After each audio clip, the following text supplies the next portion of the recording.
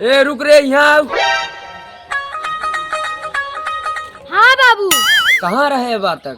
ये गांव में घूम ही गए। तोरे और कोनो काम धाम तबा नहीं तो के घूमे भरे के चाहे सारे नहीं तक जे छाऊ लेताऊ रिन चलेताऊ थोड़ा साइकिल खंडिल टेढ़ होइए बनाई देई। अच्छा काम धाम हमान न करा कराए हम जाते जाए तू अपन काम अपने से खुद करे। काम धाम न करबे घरे के बैठ के खावे भर निकल घर से। बाप रे सबर करो।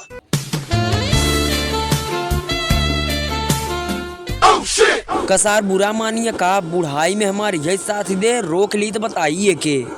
रुक। अच्छा तय न करे कुछ काम धाम लेकिन घर छोड़ के न जे। ठीक बा बाबू।